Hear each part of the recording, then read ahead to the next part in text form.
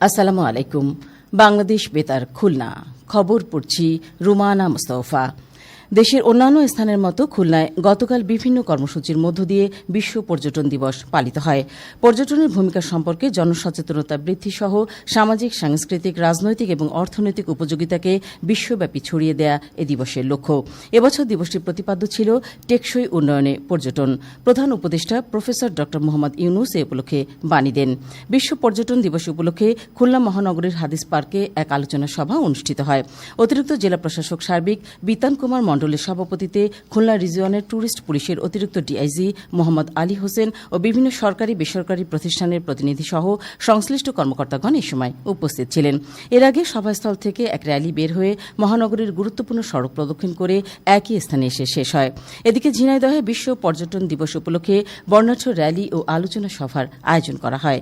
এবারে এর উপর শুনুন আমাদের জেলা সংবাদদাতার পাঠানো একটি প্রতিবেদন। টেকসই উন্নয়নে পর্যটন এই স্লোগানকে সামনে রেখে ঝিনাইদহে বিশ্ব পর্যটন দিবস পালিত হয়েছে। জেলা প্রশাসকের উদ্যোগে শনিবার সকালে কালেক্টরেট চত্বর থেকে একটি বর্ণাঢ্য র্যালি বের হয়। র্যালিটি শহরের প্রধান প্রধান সড়ক প্রদক্ষিণ করে পুনরায় কালেক্টরেট চত্বরে এসে শেষ হয়। পরে সেখানে একটি সংক্ষিপ্ত আলোচনা সভা অনুষ্ঠিত হয়। জেলা প্রশাসক মোহাম্মদ আব্দুল আওয়ালের সভাপতিত্বে সভায় বক্তব্য রাখেন অতিরিক্ত জেলা প্রশাসক সাইফুল ইসলাম সহ অন্যান্য কর্মকর্তা ও সুধীজন।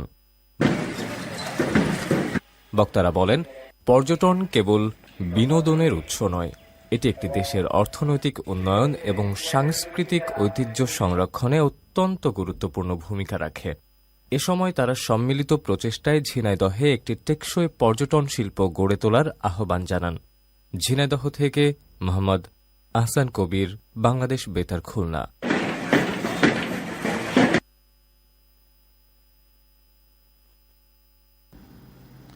খুলনা বিভাগের অন্যান্য জেলায় অনুরূপ কর্মসূচির মধ্য দিয়ে বিশ্ব পর্যটন দিবস পালিত হয়।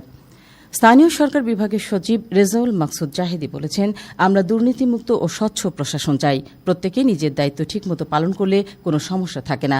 সামাজিক দায়বদ্ধতা থেকেই সবাইকে এগিয়ে আসতে হবে। তিনি গতকাল খুলনা জেলা প্রশাসকের কার্যালয়ের সম্মেলন কক্ষে প্রান্তিক জনগোষ্ঠীর প্রাথমিক স্বাস্থ্যসেবা নিশ্চিন্তে কমিউনিটি ক্লিনিকের কার্যক্রম জোরদারকরণ শীর্ষক এক সেমিনারে প্রধান অতিথির বক্তৃতায় একথা বলেন।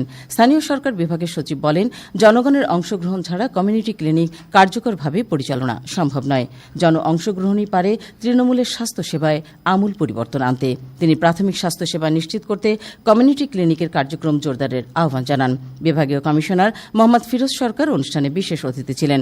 কমিউনিটি ক্লিনিক স্বাস্থ্য সহায়তা ট্রাস্টের ব্যবস্থাপনা পরিচালক মোহাম্মদ আক্তারুজ্জামান এতে মূল প্রবন্ধ উপস্থাপন করেন ও কমিউনিটি ক্লিনিক স্বাস্থ্য সহায়তা ট্রাস্টের মাঠ প্রশাসনের পরিচালক ডা আসিফ মাহমুদ কমিউনিটি ক্লিনিক স্বাস্থ্য সহায়তা ট্রাস্টের কার্যক্রম তুলে ধরেন এবং ডেপুটি সিভিল সার্জন ডা মোহাম্মদ মিজানুর রহমান খুলনা জেলার কমিউনিটি ক্লিনিকগুলোর বর্তমান চিত্র উপস্থাপন করেন।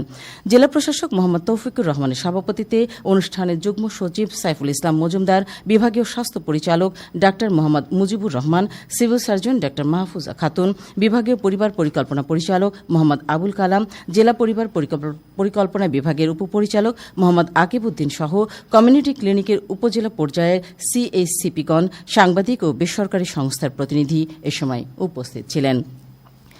হিন্দু সম্প্রদায়ের ধর্মীয় উৎসব দুর্গাপূজা উপলক্ষে গত 7 দিনে যশোরের বেনাপোল স্থলবন্দর দিয়ে ভারতে 1,03,000 কেজি ইলিশ রপ্তানি করা হয়েছে। ভারতে ইলিশ রপ্তানি শুরু হয় 17 সেপ্টেম্বর থেকে। ওই দিন 8টি ট্রাকে 37,460 কেজি ইলিশ রপ্তানি হয়। এছাড়া গতকাল সন্ধ্যায় 12,896 কেজি ইলিশ ভারতে রপ্তানি করা হয়েছে। দুর্গাপূজা উপলক্ষে সরকার 37টি প্রতিষ্ঠানকে 1,200 টন ইলিশ ভারতে রপ্তানির অনুমতি দেয়। শারদীয় দুর্গাপূজা উপলক্ষে খুলনা মহানগর বিএনপির সাধারণ সম্পাদক শফিকুল আলম তুহিনের পক্ষ থেকে গতকাল নগরীর রূপসা মহাশ্মশান মন্দির, কেশবচন্দ্র সার্বজনীন মন্দির, হরিজন মন্দির ও কয়লাঘাট সার্বজনীন পূজা মন্দির সহ বিভিন্ন মন্দিরে নগদ অর্থ সহায়তা প্রদান করা হয়। সদর থানা বিএনপির সভাপতি কে এম হুমায়ুন কবিরের নেতৃত্বে অর্থ বিতরণকালে বিএনপি ও মন্দির কমিটির নেতৃবৃন্দ উপস্থিত ছিলেন। বর্ডার গার্ড বাংলাদেশ বিজিবির সদস্যরা গতকাল ঝিনাইদহের মহেশপুর সীমান্ত এলাকায় অভিযান চালিয়ে প্রায় 3 কোটি 71 লাখ টাকা মূল্যের 2 কেজি 500 গ্রাম ওজনের স্বর্ণ, 2টি মোবাইল ফোন ও একটি মোটরসাইকেল সহ 2 জনকে আটক করেছে। জব্দকৃত স্বর্ণ সংশ্লিষ্ট কাস্টমস হাউসে জমা দেওয়া হয়েছে এবং আটককৃত ব্যক্তিদের সংশ্লিষ্ট থানায় সোপর্দ করা হয়েছে। জাতীয় ভোক্তা অধিকার সংরক্ষণ অধিদপ্তরের সদস্যরা গতকাল যশোরে 2টি রেস্টুরেন্টে অভিযান পরিচালনা করে 55,000 টাকা জরিমানা আদায় করেছে। খেলার খবর ফুটবল। খুলনার ডুমুরিয়া যুব সংঘ মাঠে জাতীয় স্কুল মাদ্রাসা ও কারিগরি শিক্ষা ক্রীড়া সমিতির উদ্যোগে 52তম গ্রীষ্মকালীন ক্রীড়া প্রতিযোগিতার ফুটবল ইভেন্টের উপজেলা পর্যায়ের ফাইনাল খেলায় গতকাল বান্দা কলেজিয়েট স্কুল অ্যান্ড কলেজ 2-1 গোলে শাহপুর মাধ্যমিক বিদ্যালয়কে পরাজিত করে চ্যাম্পিয়ন হয়েছে। উপজেলা নির্বাহী কর্মকর্তা প্রধান অতিথি হিসেবে বিজয়ীদের মধ্যে পুরস্কার বিতরণ করেন। এদিকে যশোরের খাজুরা চণ্ডীপুর সরকারি প্রাথমিক বিদ্যালয় মাঠে মাহবুর রহমান 8 দলীয় ফুটবল টুর্নামেন্টের গতকালের খেলায় ঝিনাইদহ কালীগঞ্জ উপজেলার দামোদরপুর হাসিব ফুটবল একাডেমি 1-0 গোলে যশোরের ঝাউদিয়া ফুটবল একাদশকে পরাজিত করেছে। সবশেষে আবহাওয়া। আজ বেলা 1টা পর্যন্ত পূর্বাভাসে বলা হয়েছে অভ্যন্তরীণ নদীবন্দরগুলোর জন্য কোনো সতর্কবাণী নেই এবং কোনো সংকেত দেখাতে হবে না। খবর শেষ হল। আমাদের পরবর্তী খবর প্রচারিত হবে সকাল 9টা 40 মিনিটে বাংলায়।